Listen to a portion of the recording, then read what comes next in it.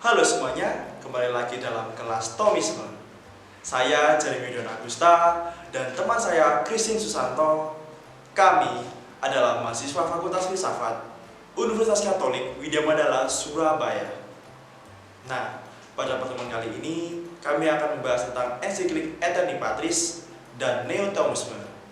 Penasaran? Yuk tonton video yang satu ini.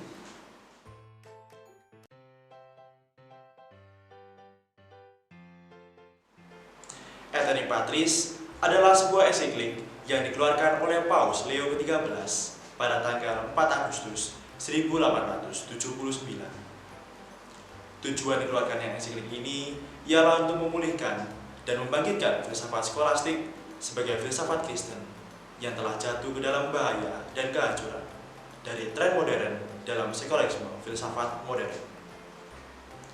Tuhan dan agama telah dinyatakan mati dalam abad pertengahan, dan sebagai gantinya, para pemikir modern berlomba-lomba memikirkan ajaran rasionalisme, empirisme, idealisme, positivisme, materialisme, atau ajaran-ajaran lain yang ramai dibahas dan dipikirkan pada waktu itu. Oleh karena itu, dengan ensiklik ini, Paus Leo XIII ingin kembali menghidupkan filsafat skolastik abad pertengahan dengan ajaran filsafat Thomas Aquinas. Karena menurutnya, filsafat Thomas inilah yang paling cocok dan berguna untuk membantu mengembangkan iman Kristiani. Dalam Aeterni Patris, Paus Leo XIII memberikan pengajaran akan hubungan antara filsafat dan teologi sebagai tatanan dari pengetahuan yang tidak berlawanan. Ensiklik Aeterni Patris ini merupakan magisterium atau ajaran gereja yang merekomendasikan filsafat Thomas dalam konteks keprihatinan akan filsafat modern yang membahayakan ajaran teologi Kristiani. Ajaran Thomas ini direkomendasikan karena pada ajarannya ditemukan keserasian dan kesatuan antara iman dan rasio. Namun demikian, hal ini tidak berarti bahwa Thomas merupakan satu-satunya pengajar teologi dan mengabaikan teolog-teolog lainnya. Paus Leo XIII hanya menekankan karakter doktrin dan corak gaya berteologinya yang luar biasa. Konsili Vatikan II juga merekomendasikan filsafat Thomas dalam dokumen pembinaan imamat Opta Tantusius bab 16 dan Gravissimum Educationis bab 10.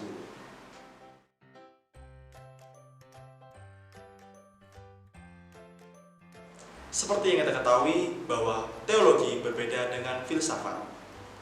Teologi berangkat dari pewahyuan, sedangkan filsafat berangkat dari argumen rasional manusia. Namun demikian, kebenaran iman membuat filsafat terbuka akan persoalan-persoalan fundamental seperti bukti keberadaan Allah dan keberadaan segala sesuatu. Karena itu, teologi memerlukan filsafat untuk membantu. Melalui kontemplasi, filsafat dan teologi dapat mencari bukti-bukti keberadaan Allah dan segala sesuatu yang ada secara metafisik dan adikodrati.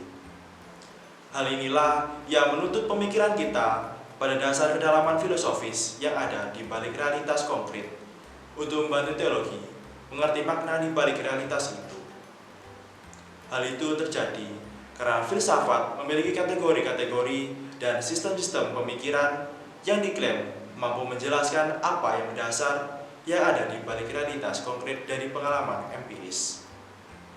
Filsafat mampu membantu teologi karena filsafat mendekati realitas dunia untuk merefleksikan dan mencari sebab-sebab dan makna-makna secara fundamental dengan bertanya dan menjawab dalam semangat mencari kebenaran. Di sisi lain, teologi memerlukan filsafat juga karena pewahyuan yang mengandaikan suatu metafisika yang tidak dapat dijelaskan begitu saja dengan pewahyuan itu sendiri.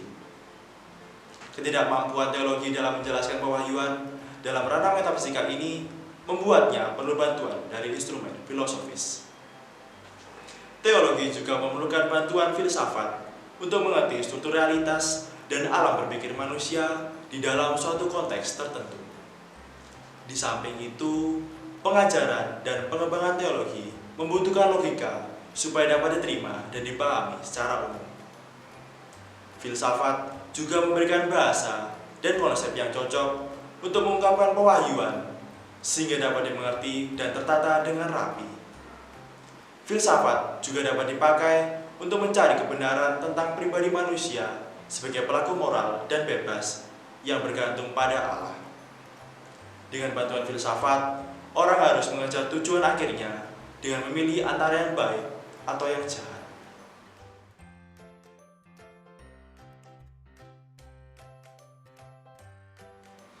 Adapun istilah Philosophia Ancilla Theologiae yang menunjukkan relasi dekat dan kerjasama antara teologi dan filsafat. Di sini, filsafat tidak berperan pada teologi sebagai sesuatu yang ada di luar atau pinggiran, tetapi melayani teologi dengan rasionalitas yang membantunya menata, menafsir, dan mengungkapkan isi yang diwahyukan. Teologi tidak dapat menggunakan filsafat sewenang-wenangnya dengan mengabaikan kaidah-kaidah filsafat ataupun menempatkannya di bawah teologi.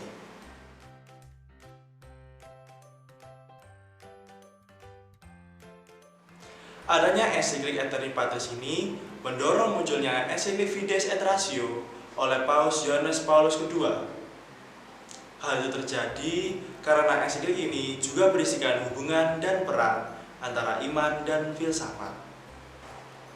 Adanya ensiklik Aeterni Patris ini juga memunculkan adanya Akademi Kepausan Santo Thomas Aquinas pada 15 Oktober 1879. Pada waktu yang sama, muncul juga ajaran filsafat Thomas dalam edisi baru yang disebut Leonine.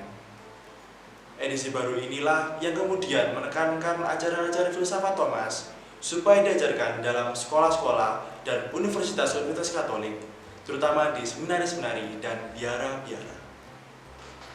Adanya ensiklik Aeterni Patris ini juga memunculkan aliran neotomisme seperti Jacques Maritain dan Etienne Gilson yang akan dijelaskan kemudian oleh teman saya selanjutnya.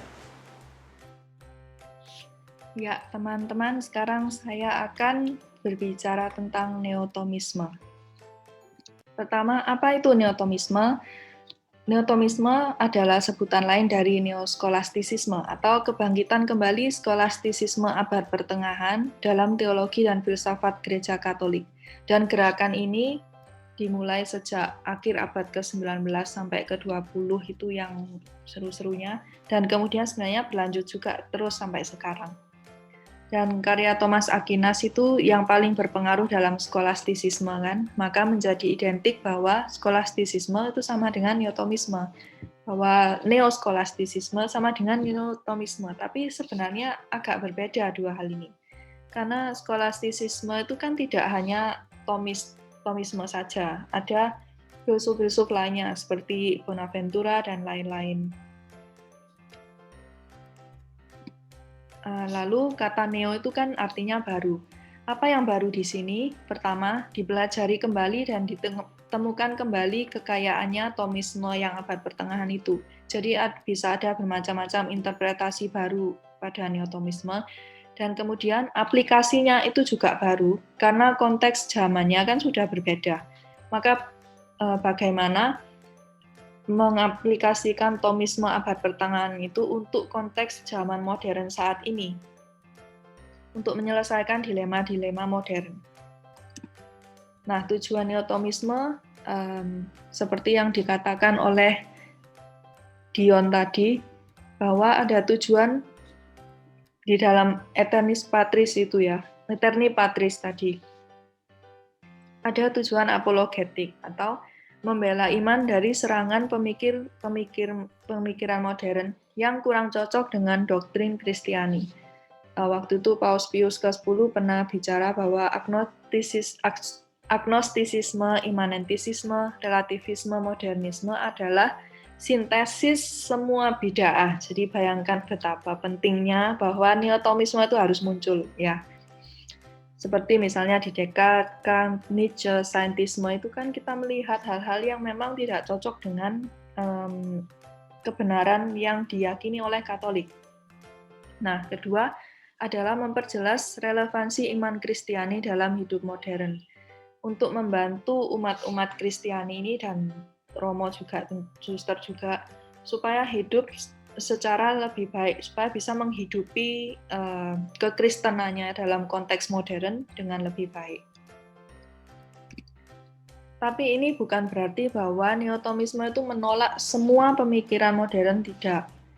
Sebenarnya yang diinginkan adalah bisa memilah dengan tepat mana yang benar dan layak digunakan untuk semakin memperjelas iman dan mana yang kurang cocok dengan iman Katolik sehingga berpotensi untuk menyesatkan umat dan teolog-teolog gitu. Nah, prinsip-prinsip utama neotomisme intinya menurut saya ya adalah kembali kepada metafisiko-realisme. Jadi neotomisme itu menganalisa secara sistematis, kritis, dan jelas dari prinsip-prinsip pertama bahwa kebenaran objektif itu nyata dan dapat diketahui. Ini loh, kan baca begini kan sudah langsung tahu bahwa ini bertentangan dengan yang dikatakan oleh Descartes dan dengan Kant. Kebenaran objektif apa? Yaitu kebenaran tentang pencipta atau Allah. Allah itu objektif, dia itu nyata dan dapat diketahui. Kebenaran tentang Allah itu nyata dan dapat diketahui, yaitu Allah sebagai absolus purus, kesempurnaan absolut, necessary, mutlak, dan lain sebagainya. Lalu kebenaran tentang ciptaan, yaitu kita manusia dan alam semesta. Masih tetap pakai dasar metafisika Aristotelian dan epistemologi Aquinas, kehendak bebas, dan lain sebagainya yang sudah kita pelajari di Thomisme ini. Dan kesimpulannya pun tetap sama sebenarnya, bahwa kebahagiaan sejati dihasilkan dari teraktusnya potensia-potensia manusia dalam mengetahui dan mengasihi, pertama di dunia kita saat ini dan kemudian di surga. Yang berbeda adalah beberapa interpretasi baru dan kemudian aplikasinya itu yang baru. Nah, implikasi metafisiko-realisme bahwa kebenaran objektif itu nyata dan dapat diketahui, itu terutama berdampak langsung kepada etika tentang apa yang baik dan buruk, apa yang benar dan salah, sehingga apa yang baik dan buruk, sehingga kemudian bagaimana orang beriman itu harus hidup di dunia yang semakin kompleks ini, kan? Terlebih di mana semakin banyak orang tuh meyakini bahwa etika itu relatif aja begitu loh, tidak ada yang mutlak baik dan mutlak buruk begitu. Tetapi di sisi lain juga ada updates ya, yaitu ada kekeliruan skolastisisme abad pertengahan yang dikarenakan belum berkembangnya ilmu pengetahuan itu dikoreksi di dalam neoskolastisisme. Lalu pengetahuan dan perkembangan yang baru yang ada pada saat ini itu digunakan dalam neoskolastisisme. Nah, ini beberapa contoh aplikasi neoskolastisisme dalam konteks baru ini. Misalnya kalau di filsafat politik dan ekonomi sosial ini, neotomisme itu tetap memperdebatkan kesenjangan ekonomi dan hak pribadi. Misalnya hak pribadi, apakah itu kodrati atau hukum manusia? Dengan kata lain, apakah itu connatural? Kapitalisme, apakah pada dasarnya memang tidak adil ataukah tidak? Kapitalisme itu tidak adil hanya kalau diregulasi dengan buruk. Nah, maka ada beberapa Thomis itu yang condong sosialis, ada beberapa yang condong kapitalis. Seperti Maritain tuh dia berkata, hak-hak itu manusia tuh punya hak-hak yang sifatnya tuh kodrati. Dan demokrasi itu sejalan dengan humanisme Kristen.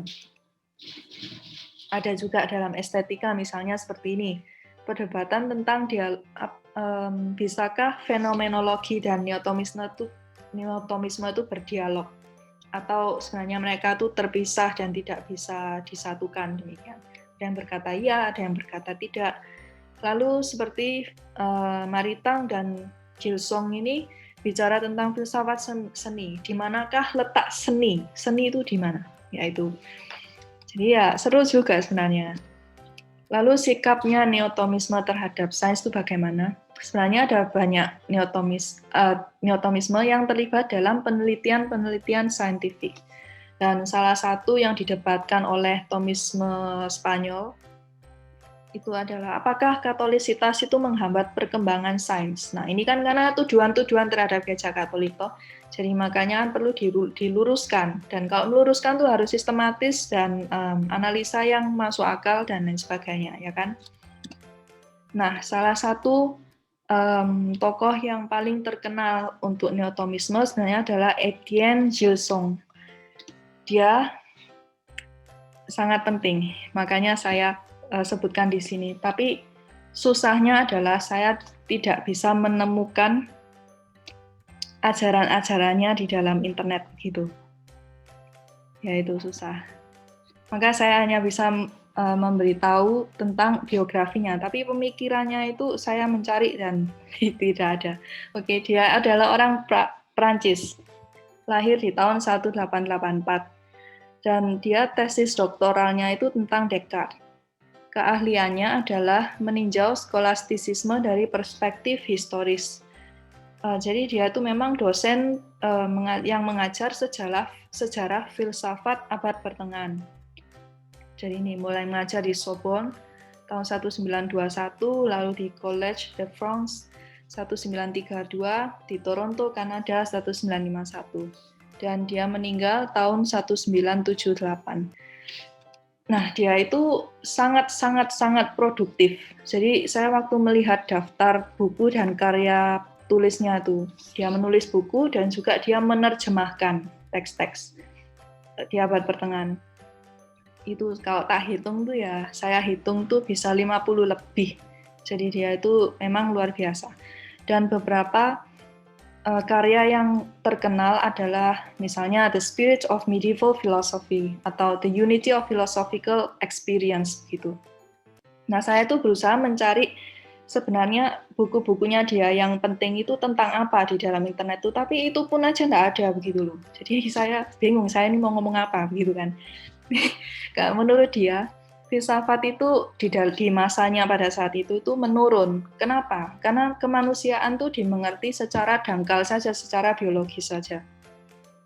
Sehingga kemudian menjadi relativisme, ya boleh berbuat semaunya, ya yang benar menurut aku itu beda dengan menurut dia dan ya nggak apa-apa lah, terserah gitu. Nah jadi akhirnya kan ada breakdown di dalam institusi masyarakat begitu kan. Dan menurut dia solusinya adalah neoskolastisisme gitu.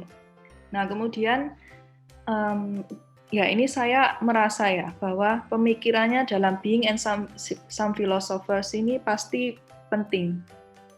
Pemikiran tentang being. Hanya saya tidak tahu, sama sekali tidak tahu itu apa karena saya tidak dapat resource-nya.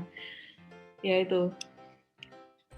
Ya, jadi itu saja presentasi saya dan maaf sekali bahwa saya tidak bisa mengatakan apa-apa tentang pemikiran Etienne Gilson.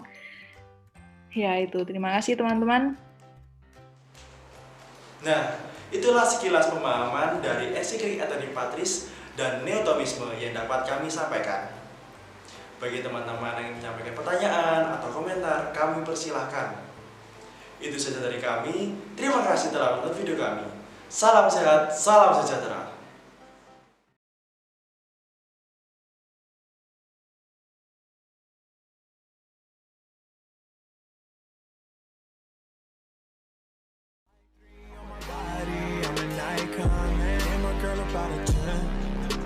Fuck her in the Benz.